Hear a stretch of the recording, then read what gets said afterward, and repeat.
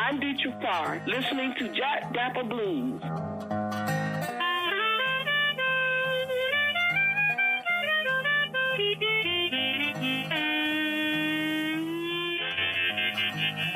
Hey everybody, this is Adam Gusso. Hi, I'm Veronica Jackson, America's acoustic folk blues singer.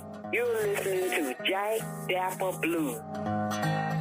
Hello, this is Ray Brooks. You're listening to Jack Dapper Blues. Hi, this is Guy Davis. Hey there, folks. This is Don Fleming, the American songster, slapping the dap with Jack Dapper Blues. Hey everybody, this is Walter Trout, and you are listening to Jack Dapper Blues. Hey, this is Shamika Copeland. Hey, I'm Ben Turner of Piedmont Blues. I'm here with Valerie Turner. And we are bluesing with Lamont Jack Pearlie, the best radio station for true blues. Hi, I'm Larry Griffith, and I keep it locked and loaded on Jack Dapper Blues. Yes, yes, yes.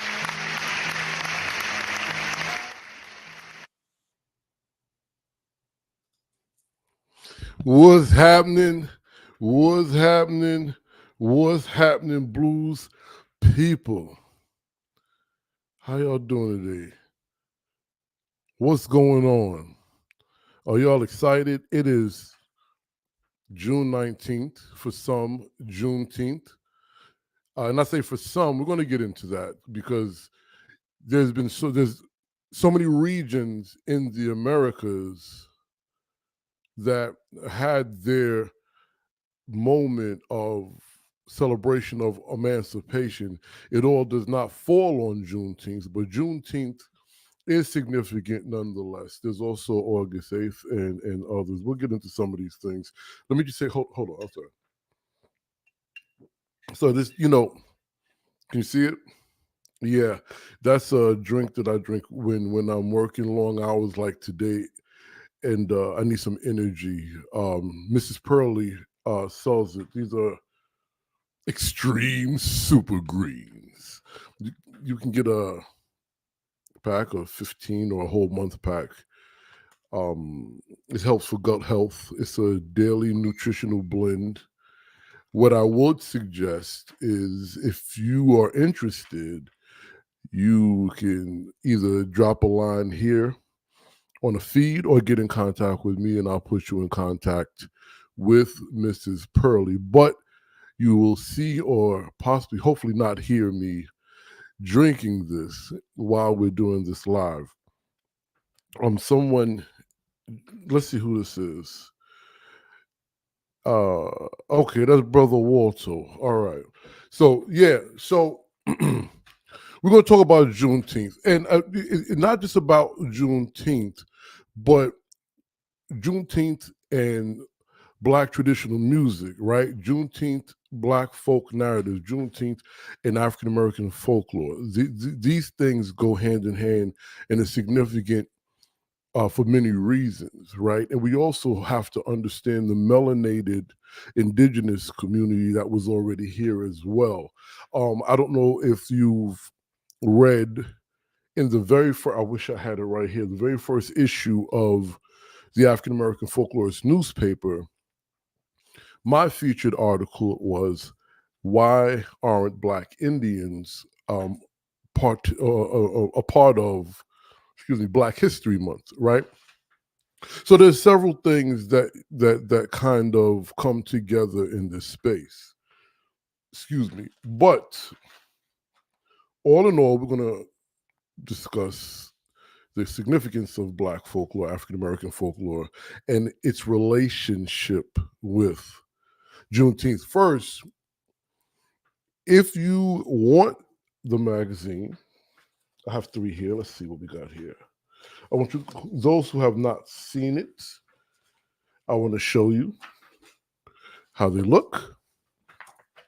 This is the most recent issue with the great Dr. Shirley Moody Turner, who will be mentioned today in this live. This is the one, this is the one prior to the one prior with the Honorable Dr. Langston Colin Wilkins. He's part of some new information that I will be sharing with you all soon. But the one prior to Dr. Turner is the one with Dr. Diana and Jai. What we do at the African American Folklore is not only create a space for Black folk narrative and the dissemination of Black narrative as it pertains to those of the many folk groups that consist of the Black community, but we also highlight and feature those in the discipline, whether community scholars. You see that right there? Wait, where is it? Right here. Yes, that's not lint. That's not dandruff. That is a gray hair. Yeah, so it's not just in my beard, it's up there. So what we do with that magazine is not just highlight the stories, the folklore, the narratives as a repository, but we highlight those in the discipline, whether they are in the academy, whether they're community scholars, whether they're in public folklore, whether they're practitioners. Two of my favorite human beings and musicians, Piedmont Acoustic Blues Duo, was featured on the front of one of the newspapers, now a magazine. So you get to know that, and then also understand that that magazine is distributed by Jack Dapper Blues Heritage Preservation Foundation, okay? And we'll talk more about the great news of that and what it actually is and does. One, for those who've forgotten, for those who are just being introduced. We're going to talk more about that in another episode because I got great news for that as well. But we're going to get to that later. Today, we're going to discuss, as I said, Juneteenth in African American folklore. And, you know, some people are extremely excited about Juneteenth. Some people are extremely angry about Juneteenth, and there's some people in the middle, right? And hopefully I can give it a little context. Also, before I do that, I want you all to go and become or join my Patreon, okay? Because joining the Patreon will give you behind the scenes look at the recording of my first blues album, which will incorporate the Pearly family, obviously, and it'll also incorporate the work that I do as a folklorist and soon to be ethnomusicologist. I think some people will say that's what I am. I'm working towards that. So join a Patreon.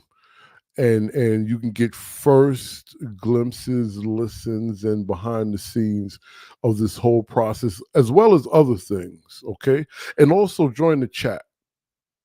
Yes, I'm trying not to laugh when I say chat. Also, and if you have not joined the Jack Dapper Blues and African American Folklore's email notification, so you can get updates, okay? Like I said, we got some new news coming, and I want you all to be part of that news, okay? So now, are y'all ready to get into it? Juneteenth should always be mentioned with African American traditional music and folklore. We're going to start there, okay? So get ready for the ride because we're going into it. So what I'm going to do while I'm talking to you all is going to be a slideshow so you can see some images while we're having this conversation. Please chime in, discuss, talk, participate, ask questions, okay? So what is African American folklore and why is it significant? And before we get into that, I just want to read an excerpt which I probably should do later on, but I'm going to do it right now since we're talking about Juneteenth. And you can also find this on Jack Dapper Blues radio.tv because this is an excerpt of an article that I've written about African American music, traditional music with Juneteenth. So Juneteenth should always be mentioned with the term African American traditional music and folklore. Juneteenth is the celebration of the release of the last remaining slaves after the Emancipation and Civil War. In 1865, June 19th, Union soldiers led by Major General Gordon Granger shared the news that the war is over and the slaves were now free. Okay, now I'm gonna get back to it. First, I want you to know who these people are.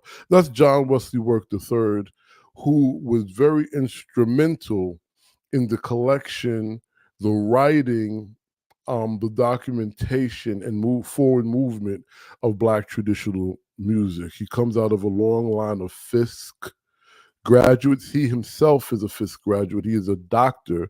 He also attended Juilliard in Columbia.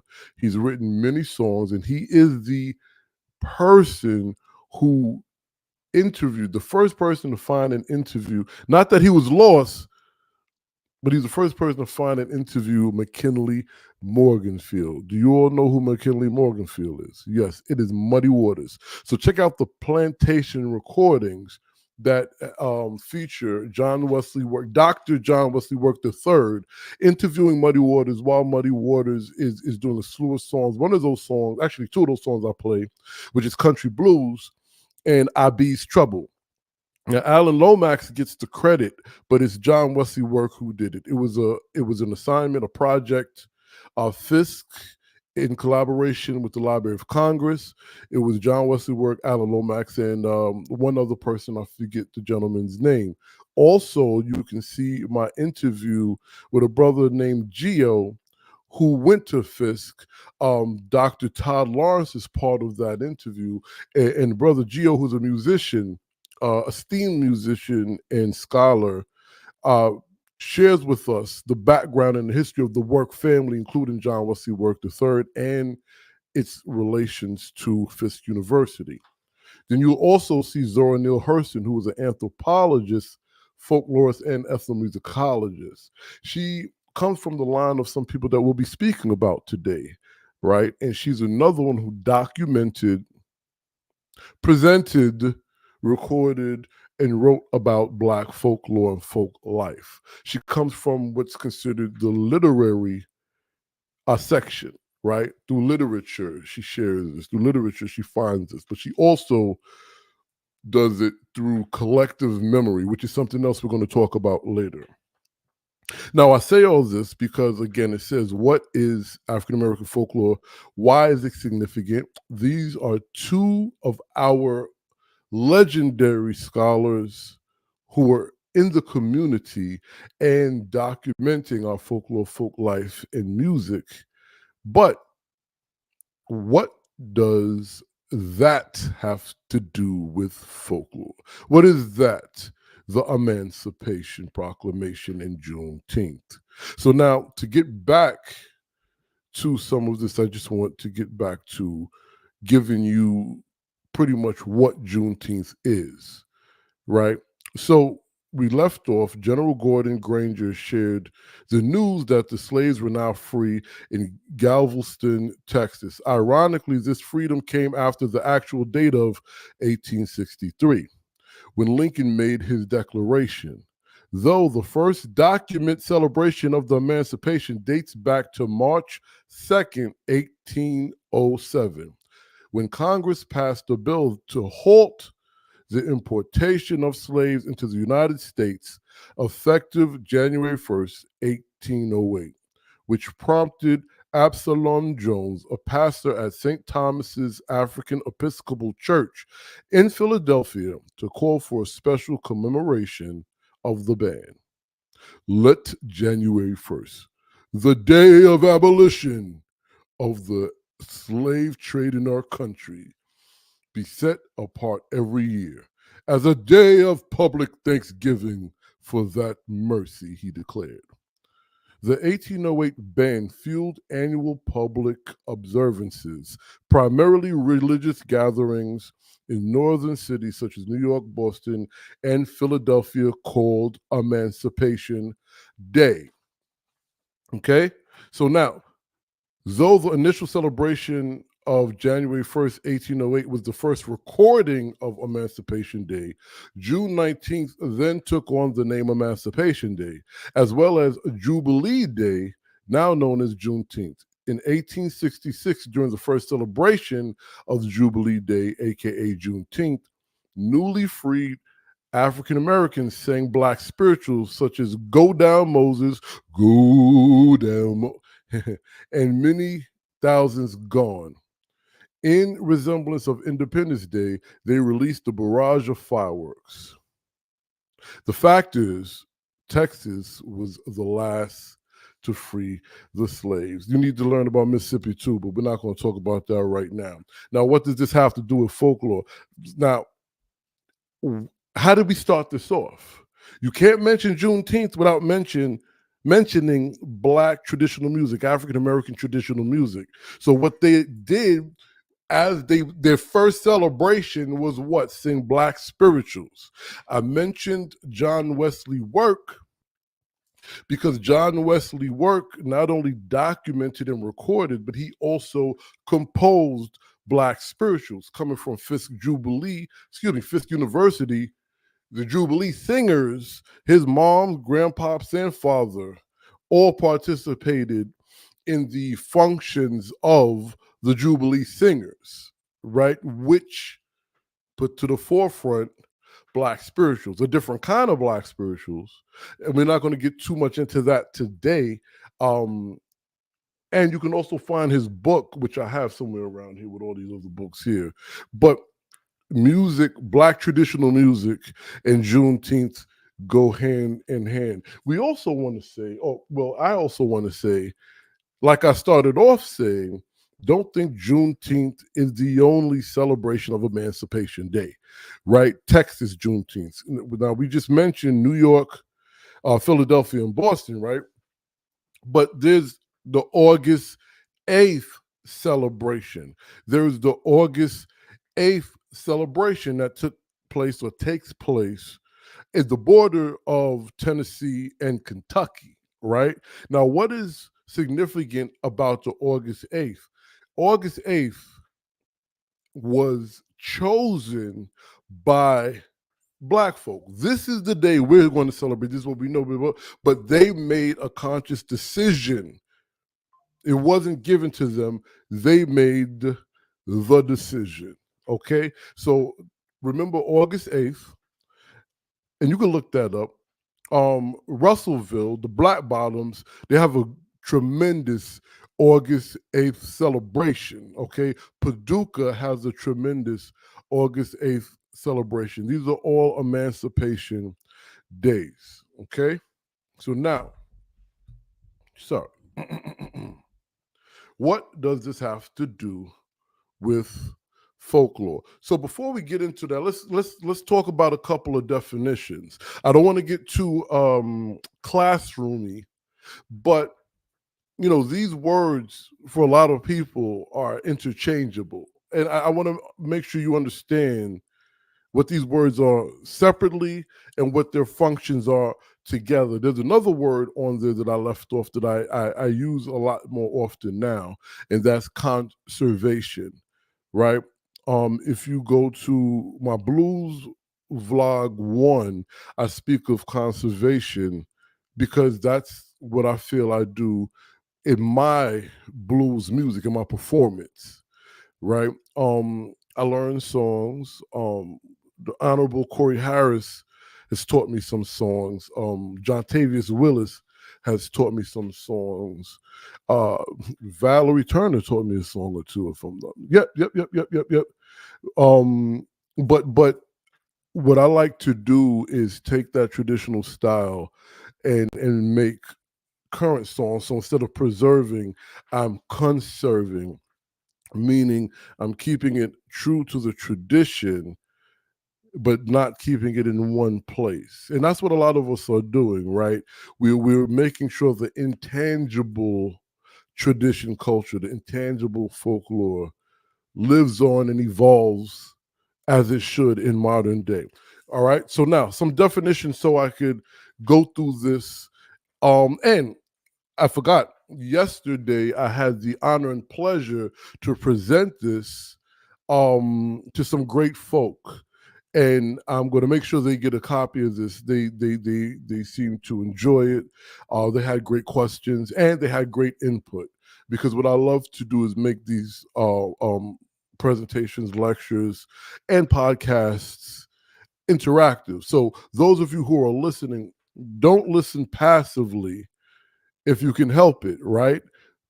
Participate. If you have something to say, please join in, okay? If you have a question, if I miss a beat, or it's not even about missing a beat, let's just make sure we all do the best we can, right, to put the proper context of the Black story, because it's not a monolithic story. There's many moving parts. Okay, so let's get back to the definition so that we can go further, right? So now, culture. The definition of culture: the general customs and beliefs characteristic of a group of people that may not be accepted or practiced by every person within said group, but have informed the processes by which the group operates. Okay. Now, the tradition means common forms of expression or practices that have continued within the group of people for some extended period. Now, what does folklore actually mean?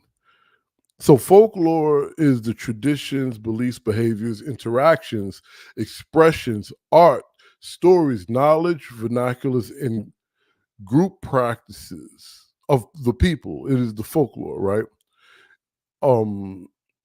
It is a dynamic. It's a dynamic culture that is recognized, agreed upon, and shared among groups, constantly evolving and adapting. I want you to look at constantly evolving and adapting. That's why conserving is a better word than preservation, right?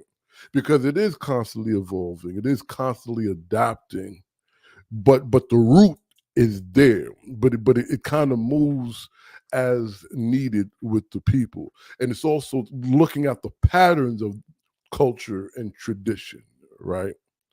So I needed you all to have an understanding of that before we move into what's going on. So now, the American Folklore Society, I'm a member of, and I love them, and we all work. There's a lot of us that work extremely hard for the betterment of our disciplines and the betterment of the, I guess you could say, positioning. And when I say positioning, job positioning, entrepreneurial positioning, and the connection between the academy and the community and things of this nature.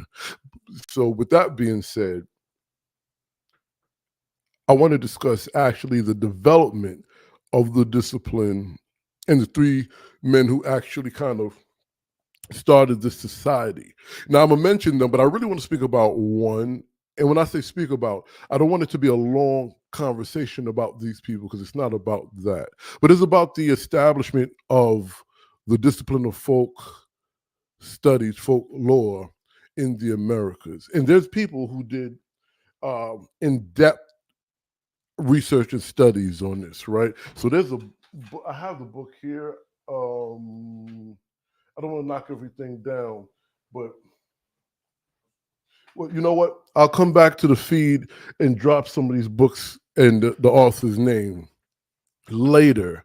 But the idea of folklore, as we know it as a discipline, seems to have started in Germany, Europe, England, Sweden, right? And then at this time here, these gentlemen come together and say, okay, we're going to make this our society in 1888. And I want you to remember that year, 1888, because again, we're talking about emancipation, we're talking about Juneteenth, we're talking about folklore, African American folklore, Black folklore, why, what it is, why is it significant, how do these things operate together, and why is it imperative for people of particular folk groups, right, to actually document their said groups? Okay, so 1888, this is established. William Wells Newell, Children's Folklore, right? Franz Boas, father of American anthropology as we know it. Francis James Child, English and Scottish ballads, right? And remember, if I'm saying anything incorrect, academics, please, community scholars, please chime in. But I want to speak about this gentleman, right? Newell.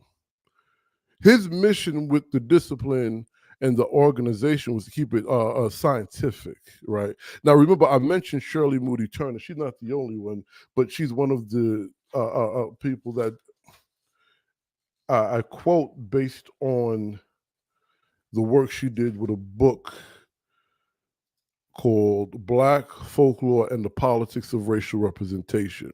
And she does a deep dive into what I'm talking about when it comes to the racialization of Black folklore as it pertains to the inception of this discipline in the Americas by these three gentlemen, but particular the vision of this particular man, Newell, when he's like, we want to collect and preserve relics of old English folklore, folklore of Negroes, folklore of Indian tribes, folklore of French, Canadians, and Mexicans.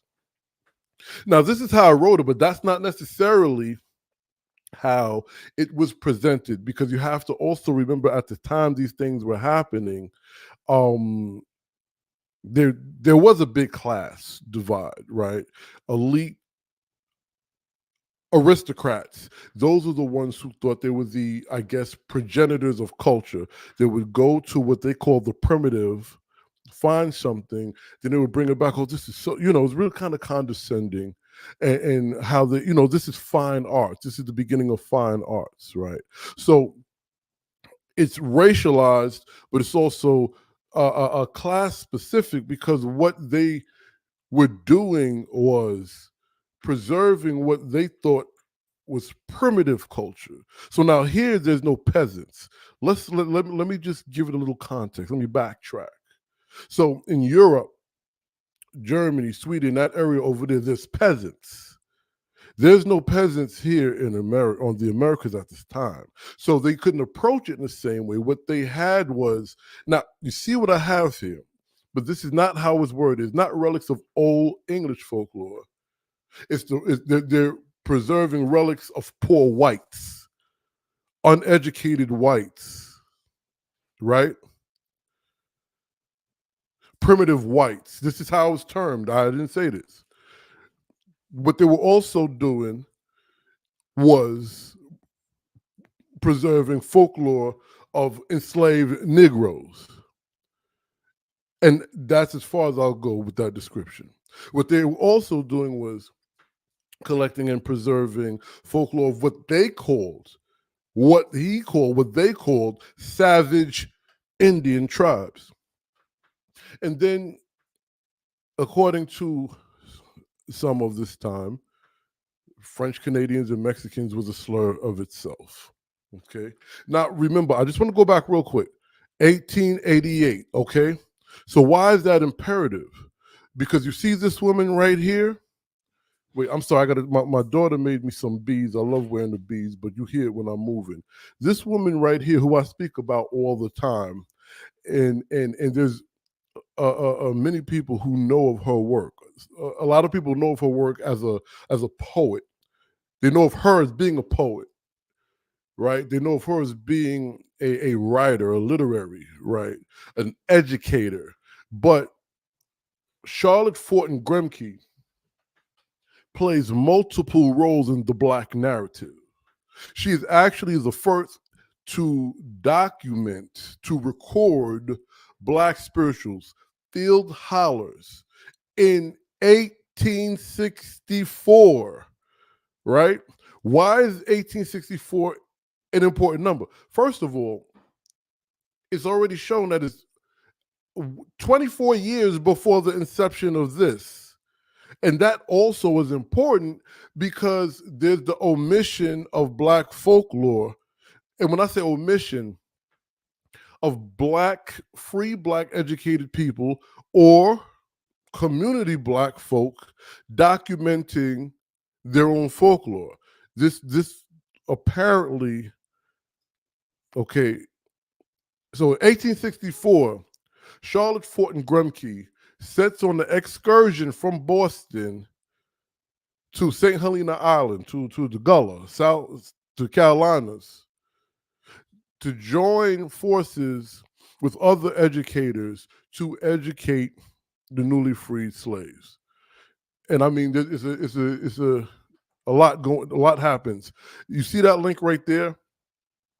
You can go to that link and read what I wrote about her on the African American Folklorist, our website, or if you have the magazine, that particular issue. We will be, after this next issue, which we're finalizing now. I know a lot of you like, you told me that already, but we're still finalizing it. After this issue, we may re-release, reprint some of the old ones for new audience members. But Charlotte Fortin Grumke in 1864, and when was Emancipation? What we're celebrating right now, Emancipation Day, Juneteenth, August 8th, she went down there to educate the newly freed Black folk and found them singing songs she had never heard before, and she is the first to document said songs. These were call and response songs. She even documented, detailed what they wore to church services, what the women wore to church services, what the hats meant in their church services, what the men wore, what the dresses were, what these things meant in relation to Black culture of this area. And it's very important to understand that, because that is folklore.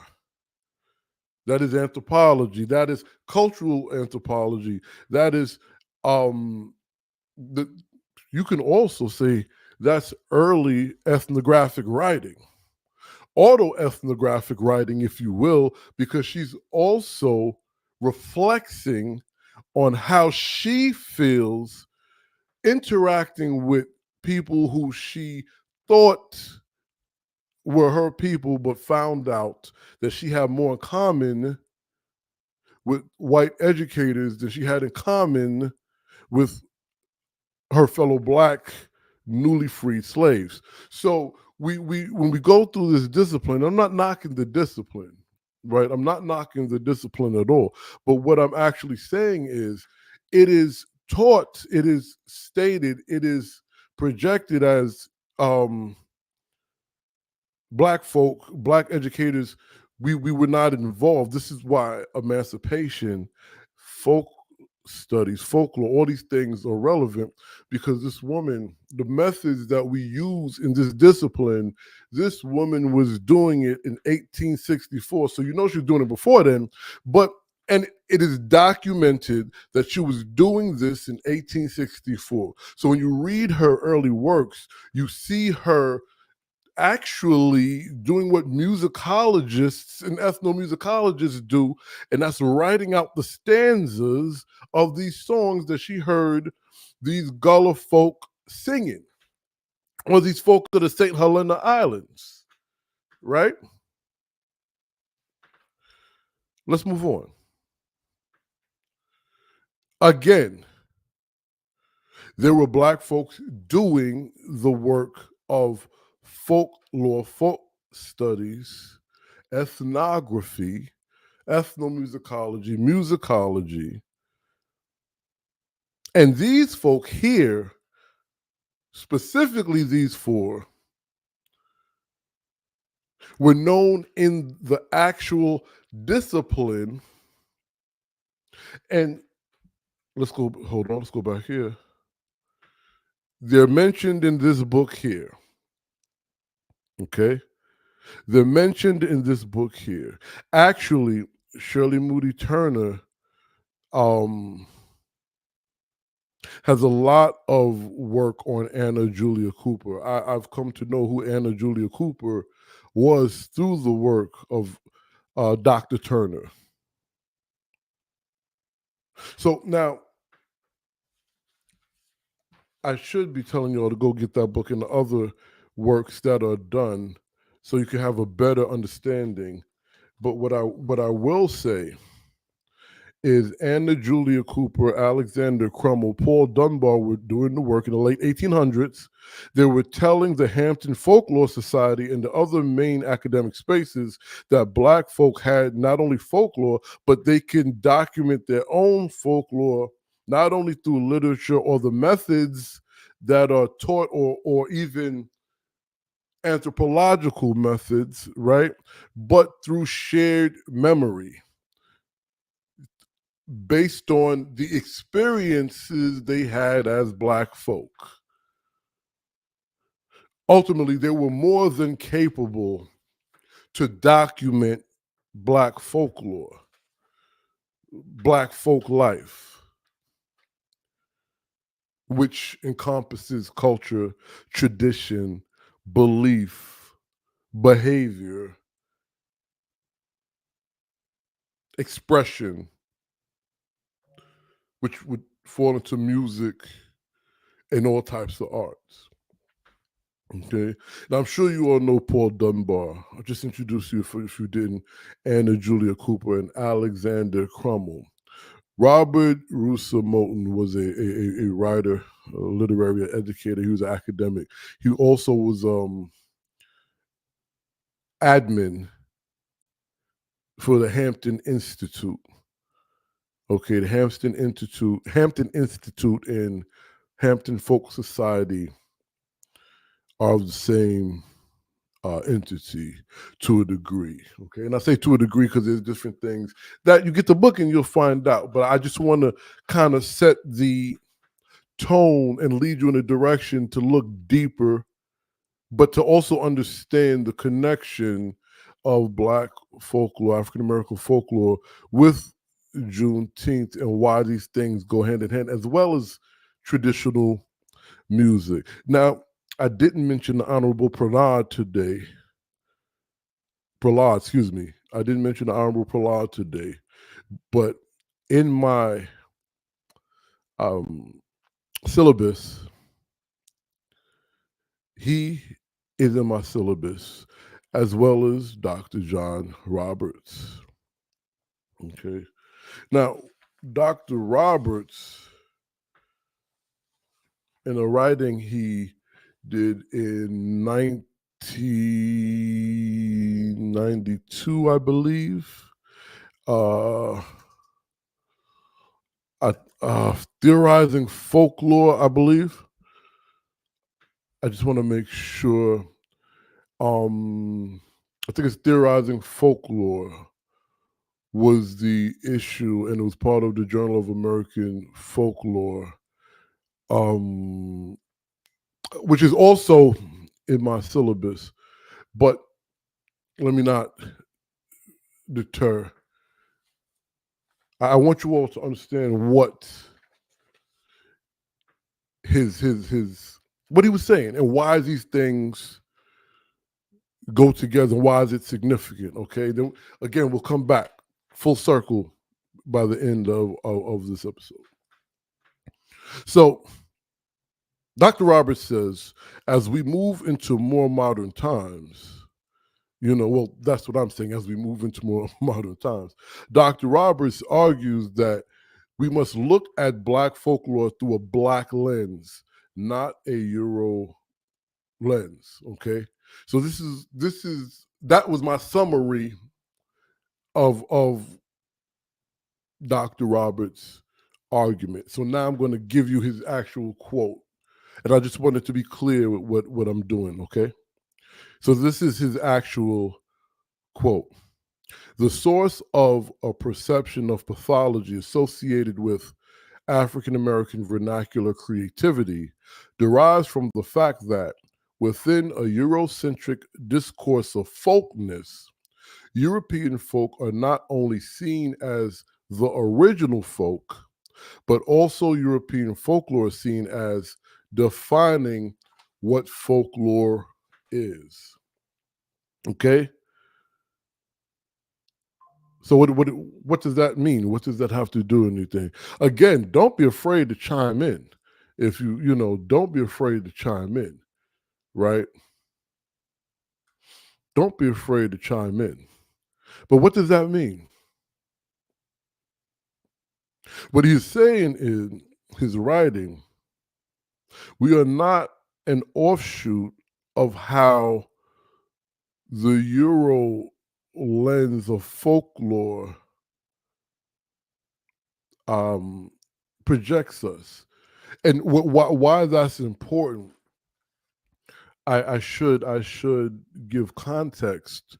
There were those that were saying Black folklore, whether it was of African descent, whether it was of indigenous to America's descent, whether it was from the Carib or whatever. There was those saying that Black American tradition, culture, and folklore comes from or is a bad version, watered down version, knockoff version of European folklore. So absolutely. So absolutely, Sister Kelly. So what he was arguing to that point was that is not true. Our story, our folklore, our narrative, our tradition and culture is not one a knockoff of European culture and folklore and tradition, right? But it is itself its own intangible entity that derives from, for some, Africa, for some here, those indigenous to here, for some South America, and where other dark and brown hued people have come from and made it to the Americas. That's what he was saying, and that's important. And that also connects with John Wesley work. Why does that connect with John Wesley work? Well, there was a musicologist from Germany that said Black spirituals was a bad knockoff of Western hymns, which John Wesley works, James Cone, Leroy Jones, Elizabeth Southern, and I can go down the list of the many folk that totally debunked that theory. Even a white musicologist, I can't think of his name, Kriebel, I think his name was Henry Kriebel, and he wrote a book about Black folk music. He was a masterful scholar and folk musician, if I'm not mistaken.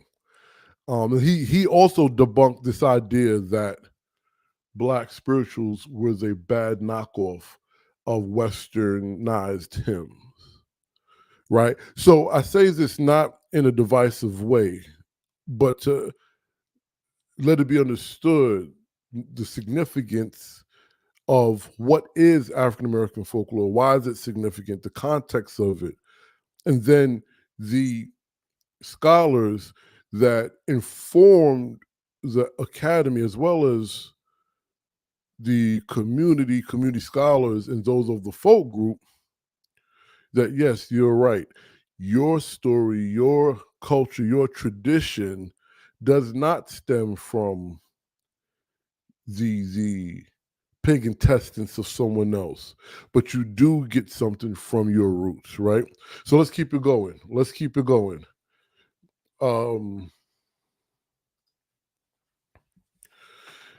Sister Kelly is rocking with us, and I love it.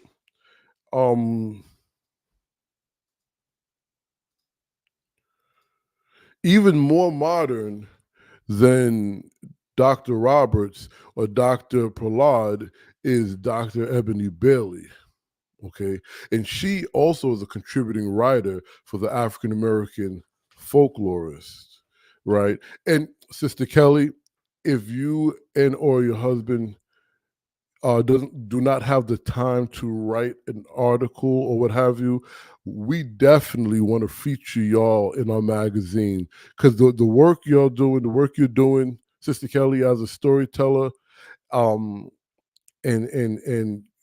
a performer, is masterful, and we definitely would want to feature and highlight the significant works y'all are doing. So now, with that being said,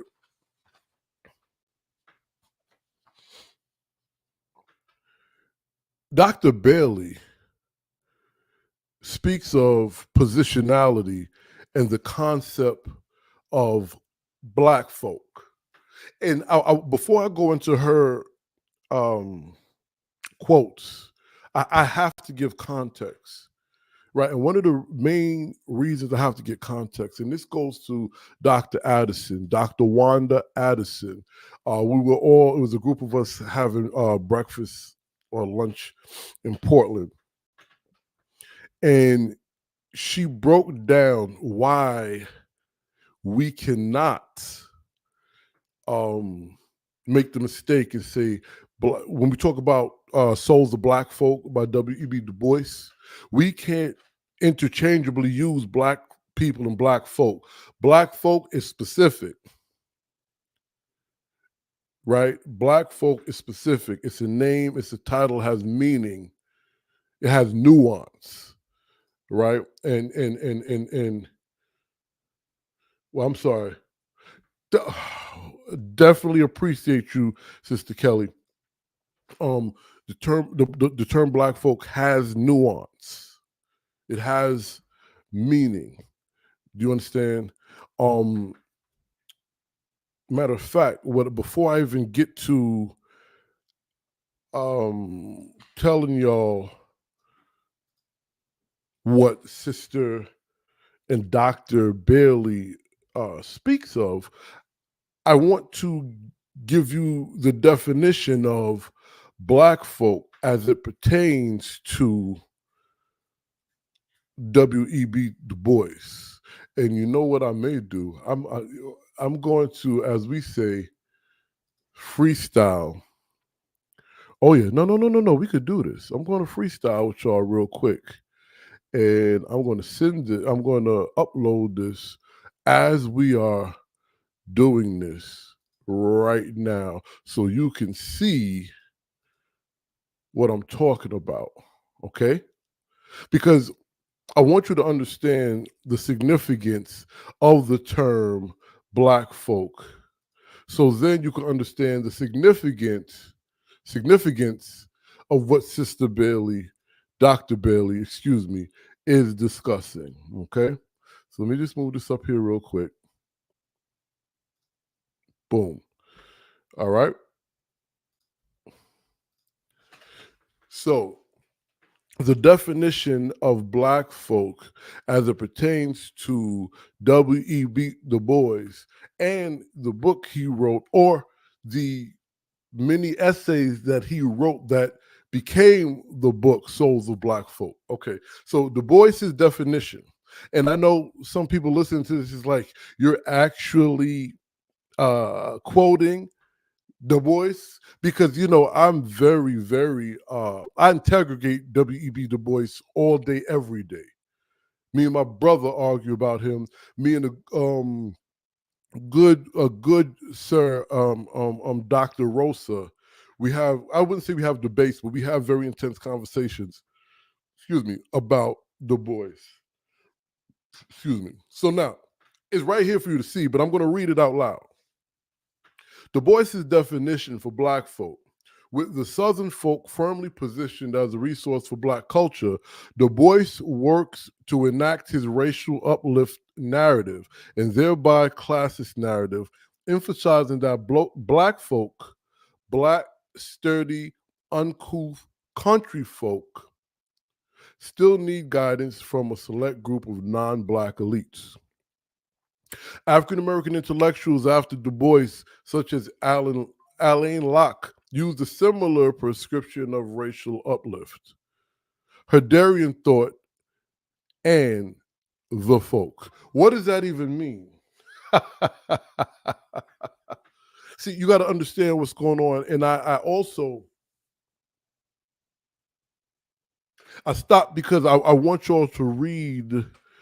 I'm going to have to put this in the feed too when I'm finished, because Dr. Bailey's piece that I'm quoting, just like Dr. Roberts and Dr. Pollard, was part of my syllabus as I taught African American folklore, last semester. And I plan on teaching that more in between playing the blues. I'll figure something out that has to happen. But let's get to the get to. All right. So here's Dr. Bailey's quote.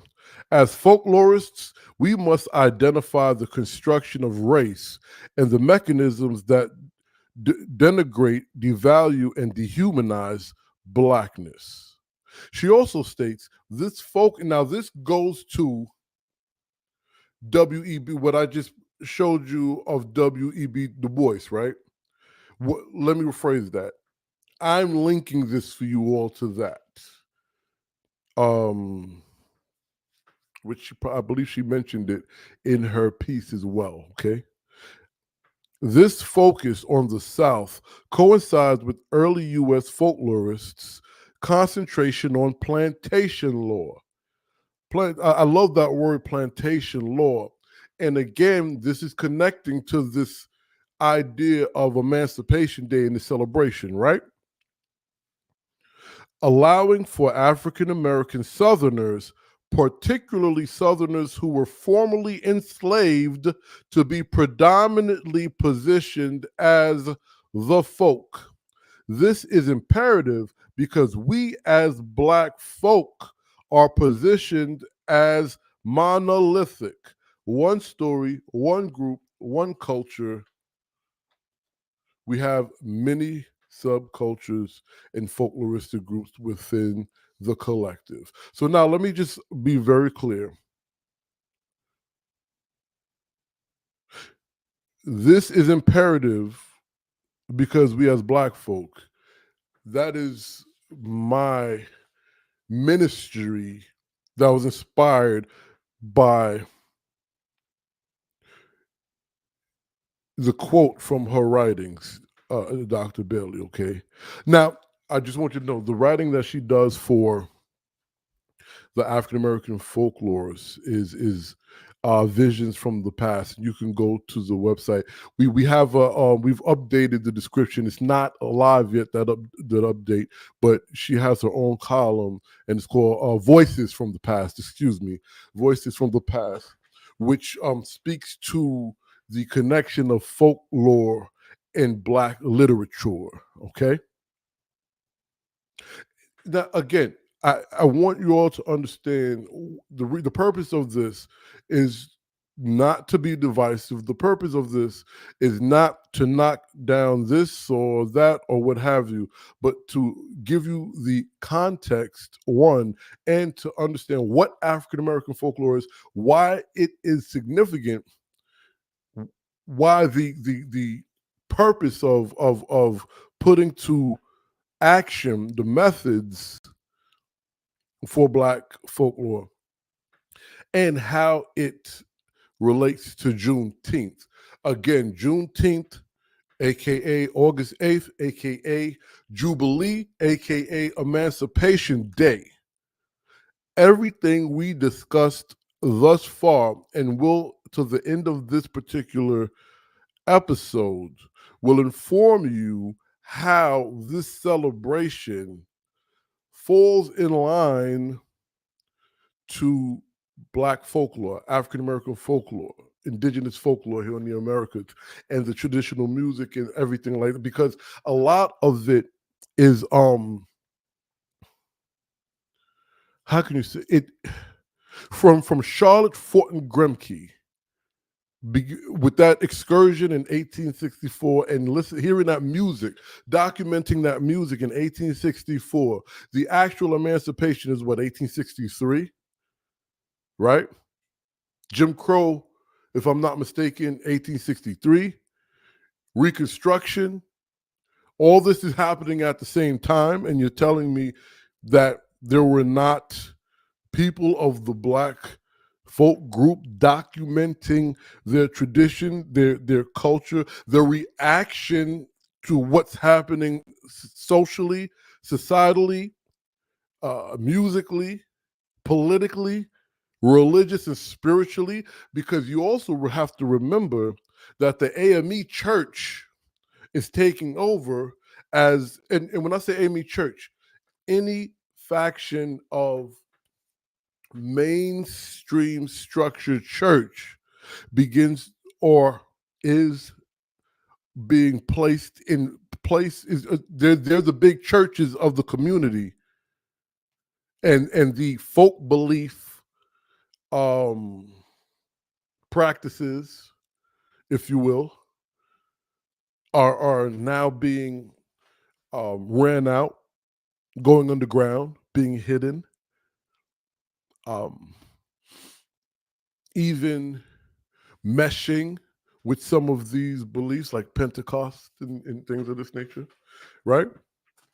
So now, to get back to Juneteenth and African American traditional music, and I would also suggest you read my article, Juneteenth and African American Traditional Music, which is on Jack Dapper Blues, radio.tv. It also led to me being featured on an episode of Now Then, where I discuss the connection of the blues to this celebration, this holiday, right? Or Black music, period, right? Traditional Black music. And you want to, when you think of traditional Black music, that picture right there is of Elijah Cox. You know, some people thought he was a slave. This man was never a slave. He was born free. Okay, he was a Buffalo Soldier, and he stayed at the St. Angelo area, and he and his son was a musician. He learned songs of old from actual ex-slaves, and that's what he did. He ushered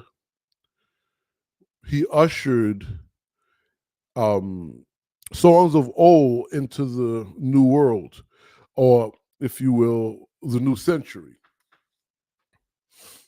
He's a connection. He's ultimately an early folklorist, if you will, right? He's an early ethnographer, if you will. Henry Thomas is another one. Mence Lipscomb, Leadbelly. There's many of these folk, okay? But just to let you know, you can't discuss Jubilee and the Fisk Jubilee singers. Come on, you can't discuss this celebration, Juneteenth, August 8th, Emancipation Day, Jubilee, or any other relevant Black celebration without the discussion of Black traditional music and its expression. The blues, the field hollers, slave seculars, old-time music, reels, right? They all inform our narrative. And you also have to understand these songs, these performers were the newspapers of the time. So if you want to know about Boley, Oklahoma, if you want to know about these places, you want to know about Fair Hope and these places, because Fair Hope is another place that y'all got to know about. You can go to Jack Dapper Blues radio.tv. I believe I did a brief article about it some years ago. Or you could just find the documentary, because Fair Hope is about a community of 1 million people who just found themselves free after emancipation. And then they make an extremely thriving community. Right? So all these things are relevant and relative to each other. But the significance of African American folklore and the documentation of it by those of the folk group is really imperative, because contextually you would get the proper version of the story. Hey, man, this is not just about Black folklore. This is Irish folklore. This is Mexican folklore. This is, whatever you are, you need representatives from, and multitudes of them, because if you're anything like we are, none of y'all are monolithic groups, right? So I hope this helped. Before we go, y'all know Jack Dapper Blues Heritage Preservation Foundation raises awareness of African American traditional music, folklore, folk life, material art, and the Black experience. We work to conserve our heritage while being a focal point of research and repository of Black folk narratives. Okay. We also work to help communities and organizations create and maintain sustainable programming. And we have some programming right now that we'll be ushering out very soon, okay?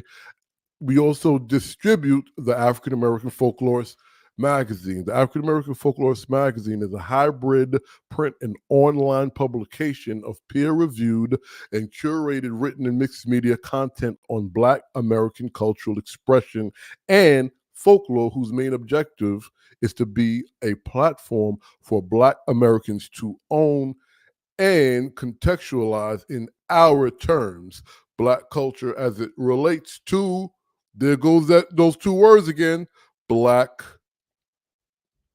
folk. Now, I hope y'all got, a little bit of something. Again, everything is based on contextualizing for understanding. Understanding, I hope, leads to being able to coexist, if nothing else, right? I want to big up this book again, because this book has done a lot for me, right? And there's other books too, right, that will get you throughout, as we discuss what we discuss. I also want y'all to make sure that y'all head to jackdapperbluesradio.tv as well as jackdapperbluesstore.online and check out our merch. All help helps. And you'll be representing not just us, but the blues community, the folklore community, ethnomusicology community, right?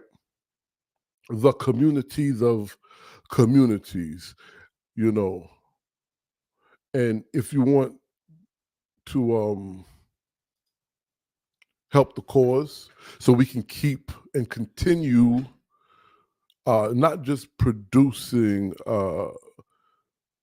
podcasts and live streams, but the magazine and all the other things that we do, right there, you could donate right there. That's a direct donation. That's always very necessary for us to be able to do that, because when our overhead and our admin is taken care of, we can continue to provide information, programming, and performances, right? Now, I want to remind you, if I could find it here, there's so much stuff here, I want to remind you to go to patreon.com/JackDapperBlues and walk with me on my blues vlog journey as we, as I work on this album, as I work on performance, as my family and I work on performance. Matter of fact, y'all want to do a version? Come on, y'all. I'll call them down here. We could do one version, or at least the first verse of a song that we love performing. Sometimes I'll perform by myself, but I love performing it with my family. And then you'll get the name of the album on this my next blues vlog. You'll get the name of the album, as well as how and why a particular song I wrote, where it came from. Y'all all right? She likes to be seen, but you want to come over here? I'm gonna turn it down just a little bit so we won't be yelling in y'all ear. Okay. And it won't be maxing. Y'all all right? All right, so we're gonna do real quick a little bit. Hold up. Yeah, let me push it up a little bit. Y'all can see him now? Okay, wait, real quick. I want y'all, you see that painting back there? Corey had, not you, babe. Move to the side. Babe, move to the side. That's of Memphis Mini. Corey Harris did that. If you want, you get at him. I'm sure he's still selling those. I have that one and Sun House over here. They rock with me. All right. Y'all ready? All right. Let me know if y'all can hear. I've been, yeah, I've been, oh, I've been, yeah, I've been, oh, I've been, oh, I've been, Lord help me get on my red, yeah, my red, whoa, my red,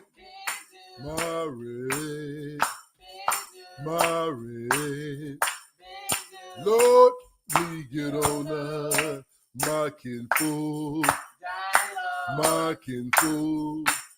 yeah, my kinfolk, yeah, my kinfolk,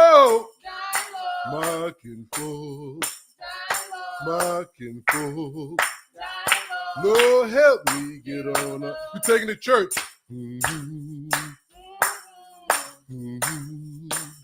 Whoa.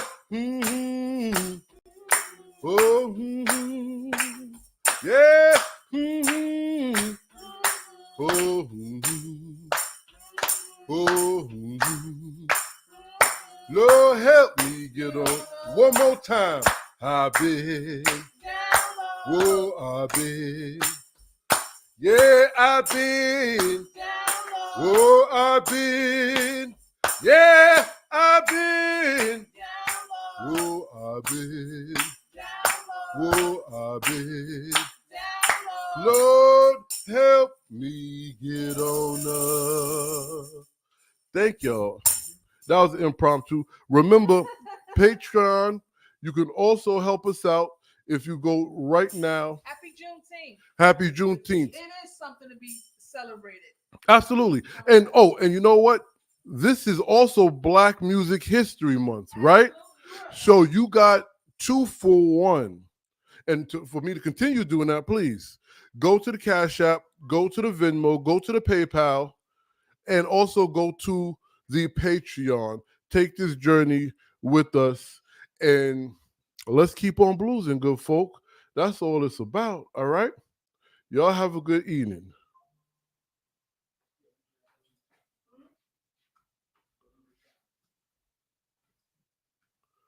Hi, this is Guy Davis. Hey there, folks. This is Don Fleming, the American songster, slapping the dap with Jack Dapper Blues. Hey, everybody, this is Walter Trout, and you are listening to Jack Dapper Blues. Hey, this is Shamika Copeland. Hey, I'm Ben Turner of Piedmont Blues. I'm here with Valerie Turner. And we are bluesing with Lamont Jack Purley, the best radio station for true blues. Hi, I'm Larry Griffith, and I keep it locked and loaded on Jack Dapper Blues. Yes, yes, yes.